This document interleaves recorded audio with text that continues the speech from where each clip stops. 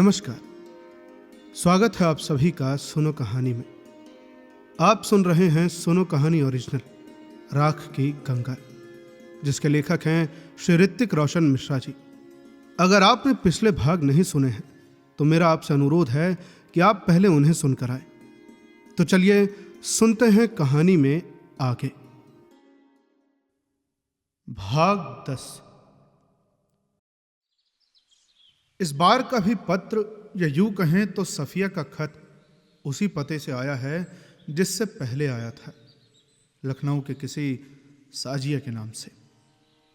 श्याम जल्दी से पत्र खोलकर पढ़ता है। प्रिय श्याम, आशा करते हैं कि तुम ठीक होगे। हम तुम्हें जल्दी खत नहीं भेज पाए, उसके लिए हमें माफ करना।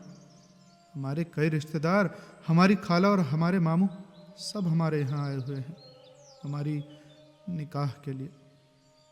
हामिद भी अब निगाह तक यहीं रहेगा, तो हमारा घर से निकलना काफ़ी कम हो गया है। साजिया हमसे मिलने आई थी तो हमने एक खत तुम्हारे नाम लिख के उसे दे दिया है और कह दिया है कि तुम्हें भेज दे। इन दिनों अब्बू जान हमें कई बार ये कहते हैं कि हमारे इज्जत पर दाग न लगने देना, हमारे कौम और मजहब की शान रख लेना। हमें तो ये समझ नहीं आता श्याम कि हमारे आबरू में मजहब की इज्जत किसने रखती। हमें कुछ समझ नहीं आ रहा श्याम। अगले महीने के पहले शुक्रवार को हमारा निकाह है। हम मर जाएंगे श्याम, मगर ये निकाह नहीं करेंगे। बातें तो बहुत है करने को, मगर वक्त कम है, तो हम ज़्यादा कुछ नहीं लिख सकते। घर में लोगों का आना जाना लगा है और हमें कई काम रहते हैं। खाला और अब्बू की तो हमारे ऊपर खास नज़र रहती है। अगले हफ्ते शायद शनिवार को हम सजिया के घर जाएंगे, तो हम तुम्हें दोपहर के करीब फ़ोन करेंगे। और श्याम, तुम इस पते पर कोई चिट्ठी न लिखना और हमारे फ़ोन का इंतज़ार करना। अपना ख्याल रखना और हमारी ज़्यादा चिंता मत करना। तुम्हारी सफिया।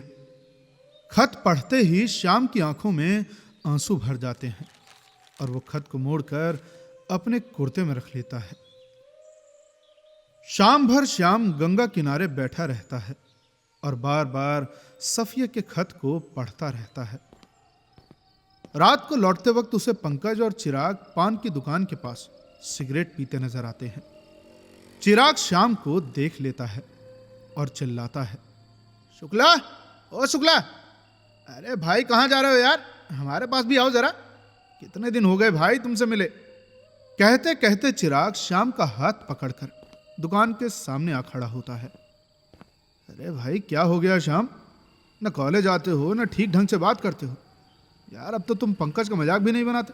बताओ, तुम्हें मालूम भी है पंकज के साथ क्या हुआ है।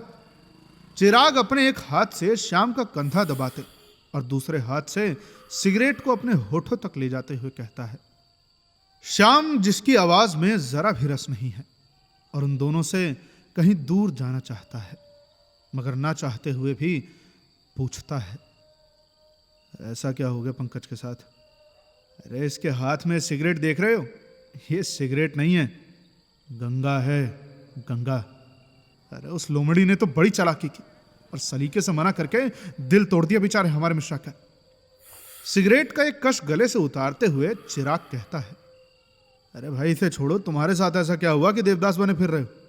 अरे भाई देखा है खुद को जरा, कैसे सूख से गए हो, इतने कमजोर लग रहे हो, आंखें जैसे धंस गई हैं। अरे भाई तुम्हारे होठ काले पड़ गए हैं, तुमने कहीं चरस वगैरह तो पीना नहीं शुरू कर दिया? चिराग एक धुएं का गुब्बारा अपने मुंह से निकालते हुए कहता है। चिराग पुरानी सिगरेट को पांव तले कुचल देता है और एक नई जला लेता है। ये लो भाई शुक्ला, इसे होठों से लगाओ, ये बेवफाई नहीं करती। और हमें कुछ शेर व शायरी सुनाओ, हमारा दिल आज बड़ा उदास है भाई। चिराग एक जलता सिगरेट श्याम की तरफ बढ़ाते हुए कहता है, मगर हाँ, इसके ज्यादा करीब मत जाना, ये जलती है तो जलाती भी है। पंकज हंसते हुए कहता है। श्याम चिराग के हाथ से सिगरेट उंगलियों में पकड़ते हुए ये कहता है, हम महफिलों में बैठते नहीं, न शेरो शायरी कहते हैं दोस्त, हम सिगरेट पीते नहीं, बस जलते देखते हैं। अरे वाह वाह, क्या बात कही है। सुन रहे हो पंकज? चिराग कहता है। श्याम दोबारा शेर पढ़ता है आगे का। क्या हुआ जो भटक गए हैं बेखबर रास्तों से, इन्हीं रास्तों से कहीं पहुंच कर देखते हैं। अरे भाई वाह, क्या मिसरा छेड़ा है शुक्ला साहब। मजा आ गया भाई साहब, बहुत गहरी दर्द में लगते हो यार, क्या बात है। चिराग कहता है। श्याम अपने हाथ की सिगरेट चिराग को पकड़ाते हुए मुस्कुराता है और कुछ नहीं कहता। अरे ये सब छोड़ो यार, दुख भरी बातें। 3 यार बैठेंगे और सारे दुख पी जाएंगे, चलो हमारे साथ। पंकज सिगरेट का आखिरी कश लेकर सिगरेट को सड़क पर फेंकते हुए कहता है। श्याम जो कि बेसुध है, वो भी उनके साथ चला जाता है। रात काफी हो जाती है और श्याम जो कि काफी ज्यादा नशे में है, लड़खड़ाते हुए रोड पर चल रहा है। रात के करीब 10 बज रहे होंगे। राजेश जो अपने घर के बाहर खाना खाने के बाद टहल रहा होता है, वो श्याम को उसकी चाल से पहचान लेता है, मगर वो ये नहीं समझ पाता कि आखिर वो लड़खड़ा क्यों रहा है। श्याम की हालत देख राजेश आश्चर्यचकित हो जाता है। उसे तो विश्वास ही नहीं होता कि वो वही श्याम है जिसे वो कुछ ही हफ्ते पहले मिला था। वो श्याम को उसके घर ले जाना ठीक नहीं समझता और अपने घर लेकर चला जाता है। दरवाजे पर पहुंचते ही राजेश दरवाजा खटखटाता है। गंगा दरवाजा खोलती है और राजेश श्याम को एक कमरे में ले जाकर लिटा देता है। गंगा, जरा इसका ध्यान रखना, मैं इसके घर जाकर बता के आता हूं कि ये हमारे घर रुका हुआ है, तब तक तुम इसे जरा चादर उड़ा दो, राजेश गंगा से कहता है। गंगा श्याम के करीब जाकर बैठ जाती है और चकित नजरों से उसे देखने लगती है। श्याम जो कि आधी नींद और बहुत ज्यादा नशे में है, थोड़ी थोड़ी देर पर रोता चिल्लाता और किसी सफिया का नाम लेता है। सफिया, सफिया, ऐसा मत करो सफिया, हमें छोड़कर मत जाओ सफिया, वरना हम मर जाएंगे। सफिया, सफिया। और फिर रोने लगता है। गंगा से श्याम की यह हालत देखी नहीं गई और उसकी आंखों से आंसू छलक आया। वो उठकर जाने लगी तो श्याम ने पीछे से उसका हाथ पकड़ लिया और कहा, तुम सफिया हो ना? तुम सफिया हो ना? तुम मेरी सफिया हो ना? हमें छोड़कर मत जाओ, हमें छोड़कर मत जाओ सफिया। और गंगा दोनों हाथों से उसके हाथ को थामे हुए खाट के एक छोर पर उसके पैर के पास बैठ गई। तुमने पत्र में लिखा था कि तुम शादी कर रही हो, तुम नहीं करोगी ना शादी? तुम नहीं जाओगी ना हमसे दूर? बताओ सफिया। श्याम उसके हाथों को दबाते हुए कहता है। नहीं नहीं नहीं जाएंगे, नहीं जाएंगे अब तुमसे दूर। तुम सो जाओ, सो जाओ श्याम, हम यहीं तुम्हारे पास बैठे हैं। गंगा बोलते बोलते और श्याम के माथे पर और बालों पर अपने हाथ फेरते हुए उसे सुलाने की कोशिश करती है। कुछ देर में श्याम का बड़बड़ाना शांत हो जाता है और वो सो जाता है। नींद में भी उसके हाथ की पकड़ काफी मजबूत होती है और गंगा को अपने हाथ छुड़ाने में कठिनाई महसूस होती है। यह पहली बार था जब गंगा श्याम के इतने करीब थी। उसने पहली बार श्याम के चेहरे को और उसके हाथों को इतने नजदीक से महसूस किया था। गंगा को कोई पत्र की बात याद आती है और वो उसके जेब से एक पत्र निकाल उसे 2-4 बार पढ़कर वापस उसकी जेब में डाल देती है।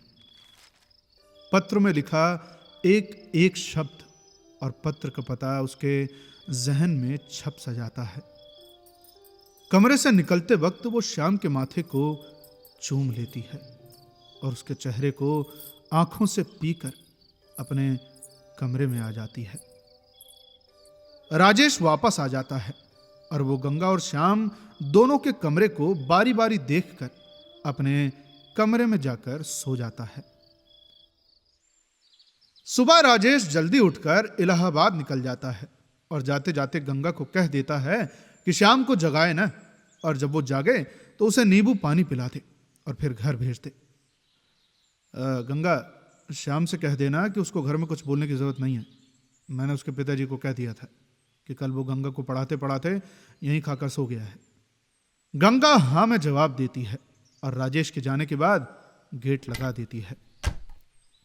कुछ देर में श्याम भी उठ जाता है और वो आंगन में कुर्सी पर सर पकड़कर बैठ जाता है। सर दर्द कर रहा है क्या? नींबू पानी ला दे तुम्हारे लिए, हैं श्याम? गंगा उससे पूछती है। श्याम ने पहली बार शराब पी होती है तो उसे नहीं मालूम होता कि नींबू पानी का क्या असर होगा, और वो कुछ नहीं कहता। गंगा नींबू पानी ले आती है और श्याम के सामने उसे रख देती है। श्याम एक ही सांस में सारा नींबू पानी पीकर फिर से सर पर हाथ रखकर कुर्सी पर बैठ जाता है। ये सफिया कौन है श्याम? कल पूरी रात उसी के बारे में रोते चिल्लाते रहे तुम। गंगा चाय का कप हाथ में लिए उससे पूछती है। अरे यार, तुमसे मतलब, रात गई बात गई, भूल जाओ बस बात को। श्याम चिढ़कर बोलता है। अच्छा चलो, साजिया कौन है यही बता दो, गंगा दोबारा से पूछती है। श्याम कुछ पल सोचकर कुर्सी से गुस्से से उठकर गंगा के ऊपर चिल्लाकर बोलता है, तुमने चोरी से हमारा पत्र पढ़ा? गंगा डर जाती है और कहती है, नहीं, रात तुम खुद ही बता रहे थे। ऐसा तो हो नहीं सकता कि हम सजिया की बात करें, तुमने हमारा खत चोरी से पढ़ा है। श्याम फिर झल्लाकर बोलता है, मां बाप नहीं होते तो बच्चे इसी तरह उद्दंड हो जाते हैं। श्याम कहता है। गंगा को यह बात सुनने की उम्मीद नहीं थी। उसे काफी ठेस लगती है, मगर वो बिना कुछ बोले चुपचाप बैठी रहती है। यही सब सिखाया भाई ने तुम्हारे? श्याम फिर गुस्से से बोलता है। हमारे भाई के बारे में कुछ मत बोलो तुम, बहुत सुन चुके तुम्हारी। अरे नशे में तुम बड़बड़ाओ और दोष हमें दो, वाह रे वाह। गंगा भी गुस्से में चिल्लाकर कहती है। तभी श्याम गंगा को एक तमाचा मारते हुए दूर हट जाता है। कुछ देर तो गंगा सन्न रह जाती है और फिर श्याम के हाथों को अपने हाथों में लेकर पूछती है, तुम्हें क्या होता जा रहा है श्याम? ये क्या कर रहे हो? आपे में तो हो। श्याम अपने हाथों को खींचकर उसके घर से निकल जाता है। गंगा जमीन पर गिर जाती है और फिर फूट फूट कर रोने लगती है। गंगा, जो कि भावुक तो है मगर मानसिक तौर पर सशक्त भी है, उसने अपने माता पिता के देहांत के बाद बहुत कम उम्र से ही खुद को संभालना सीख लिया है। वो कुछ देर बाद खुद को संभाल लेती है और कॉलेज के लिए तैयार होकर रवाना हो जाती है। आज वो कॉलेज के लिए कुछ जल्दी रवाना हुई है। वो आज रिक्शा नहीं लेती और पैदल ही पैदल कॉलेज की ओर निकल जाती है। आज उसने अपने घर से कॉलेज का रास्ता सबसे करीब से देखा है। आज उसे पता लगता है कि उसके घर से कॉलेज के बीच में कई छोटे और बड़े बगीचे आते हैं, जिसमें सुबह बुजुर्ग और बच्चे खेलते और टहलते नजर आते हैं। उसे यह भी दिखता है कि उसके घर से थोड़ी ही दूर पर एक मस्जिद है, जो कि सफेद पत्थर से बनी हुई है, और एक हनुमान जी का भी मंदिर है, जो कि मस्जिद के करीब ही है, जो कि लाल पत्थर से बना हुआ है। वो एक पंडित को लाल वस्त्र में मंदिर की सफाई करते हुए देखती है और यह भी देखती है कि मस्जिद के मौलवी ने सफेद कपड़े पहने हैं। वो मन ही मन सोचती है कि शायद मजहब और धर्म ने भी अपना अपना लिबास अलग कर लिया है। उसकी सोच और भी गहरी हो जाती है जब वो कुछ दूर पर बुरखे में एक औरत और साड़ी में स्त्रियों को देखती है। क्या स्त्रियों पर उनका लिबास भी थोपा गया है या फिर वो उनके पसंद का है? ये सोच उसे श्याम के तमाचे पर ला छोड़ती है। श्याम के हाथ उठाने पर उसे बुरा नहीं लगता। वो बस इस निष्कर्ष पर पहुंचती है कि मर्द के अहंकार को ठेस पहुंचाना बहुत आसान है। उसका अहंकार शीशे से भी ज्यादा नाजुक होता है। और अक्सर वो अपने अहंकार को सम्मानित स्त्रियों के तन पर चोट करके करता है। आज उसको कोमल द्वारा बताई गई शालिनी की कहानी भी याद आती है और अब वो समझ चुकी है कि आखिर इतनी सुंदर शालिनी के साथ क्या हुआ होगा। जरूर उसने भी किसी मर्द के अहंकार को ठेस पहुंचाई होगी। कॉलेज के बाहर का दृश्य देखते देखते गंगा कॉलेज पहुंच जाती है और वो देखकर थोड़ी खुश हो जाती है कि आज भाग्य से उसकी सखी कोमल भी कॉलेज आई हुई है। गंगा उसे सारी बातें तो नहीं बताती क्योंकि शायद कोमल खुद भी अपनी जिंदगी में काफी व्यस्त और परेशान है। वो केवल उसे इतना बताती है कि आजकल श्याम परेशान रहता है और ठीक ढंग से किसी से भी बात नहीं करता। और कल तो उसने हद ही कर दी जब वो पीकर सड़क पर भटक रहा था और राजेश भैया उसे घर ले आए और साथ ही साथ वो कोमल से अनुरोध करती है कि वो ये बात और किसी से न कहे। अच्छा कोमल, ये लखनऊ कितनी दूर है बनारस से? गंगा कोमल से पूछती है। यही कुछ घंटे का रास्ता है शायद रेल से, मुझे पक्का नहीं पता, कोमल जवाब देती है। अच्छा ये बता कि हमें कब मिला रही है प्रतीक जी से? अब तो तेरा भी मिलना जुलना हो गया होगा रे। गंगा कोमल से पूछती है। अरे हाँ, वो कह भी रहे थे कि उन्हें हमारा कॉलेज देखना है, तो शायद अगले हफ्ते उन्हें हम ले आए, तुमसे भी मिलवा देंगे, कोमल जवाब देती है। हाय रे, कोमल संग प्रतीक एकदम राम मिलाई जोड़ी लगती है। और कुछ बता ना उनके बारे में, स्वभाव कैसा है, कैसे हैं, दिखने में कैसे हैं? तू तो बड़ी चिंता में थी कल तक, अब तेरी चिंता क्या हुई, खत्म हो गई? गंगा हंसते हुए बोलती है। हाँ यार, अब थोड़ी चिंता कम है, स्वभाव से तो काफी अच्छे हैं। वो तो हमें तुम भी नहीं कहते, आप करते रहते हैं, शायद प्रेम भी करते हैं हमसे। कह रहे थे कि दिल्ली में फ्लैट लेंगे और मोटर भी, और हमें दिल्ली घुमाएंगे। बता रहे थे कि दिल्ली बहुत बड़ा शहर है और वहां घूमने और देखने लायक बहुत कुछ है। कोमल थोड़ा शर्माते और हंसते हुए बोलती है। हाय राम, हम तो मर ही न जाए कहीं, तुझे तो बहुत नेक पर मिल गया रे कम्मो। गंगा खिलखिलाकर हंसते हुए कोमल के गालों को खींचते हुए कहती है। कुछ पल के लिए गंगा भूल जाती है कि कुछ ही देर पहले वो फूट फूट कर रो रही थी और अपने किस्मत को कोस रही थी कि वो जिसके लिए परेशान है या फिर जिसको वो प्रेम करती है, वो तो उससे प्रेम तो दूर की बात है, ठीक से बात तक नहीं करता, यहां तक कि सम्मान तक नहीं करता। अब कोमल और गंगा के बीच में बहुत सी ऐसी बातें होती हैं जो केवल दो घनिष्ठ मित्रों के बीच ही हो सकती हैं।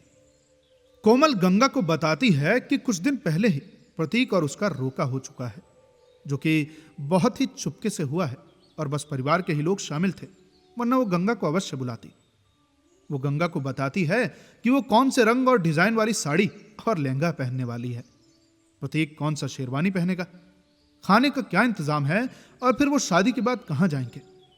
कोमल गंगा को यह भी बताती है कि जो सोने का हार उसके होने वाले सासू माँ ने उसे रोके पर दिया है ना, वो उसे कुछ खास पसंद नहीं है, उसका डिजाइन बहुत ही पुराना और उसमें नयापन नहीं है। वो गंगा को प्रतीक की दी हुई अंगूठी भी दिखाती है जिसमें दोनों के नाम के पहले अक्षर के बीच में दिल बना हुआ है और बताती है कि यह खास प्रतीक ने ऑर्डर देकर बनवाया था। साथ ही साथ वो ये भी बताती है कि उन दोनों के विवाह की तिथि 17 दिसंबर को तय की गई है और वे 27 दिसंबर को दिल्ली निकल जाएंगे। 12 को मेहंदी और 14 को हल्दी है और तुझे पक्का आना है। जो तू ना आई तो हम कह देते हैं हम शादी नहीं करेंगे, बता दे रहे हैं। हाँ, वो ढूंढ ले अपने लिए कोई दूसरी दुल्हन। कोमल उंगली दिखाते हुए गंगा से कहती है। इसी तरह की कई बातें दोनों सखियों के बीच में होती हैं और फिर दोनों कॉलेज के बाद साथ ही विश्वविद्यालय से अपने अपने घर के लिए रिक्शा पकड़ लेते हैं। अब आगे की कहानी सुनने के लिए बने रहिए सुनो कहानी के साथ ही साथ फॉलो करें हमारे फेसबुक पेज और इंस्टाग्राम पेज को। और भी कहानियां जैसे कि मैला आंचल, राग दरबारी, कसब, इस सब के लिए फॉलो करें हमारे स्पॉटिफाई चैनल को। और साथ ही साथ हमें बताइए कि ये कहानी आपको कैसी लग रही है। मिलते हैं आपसे अगले भाग में, तब तक के लिए सुनते रहिए सुनो कहानी की अन्य कहानियां। धन्यवाद।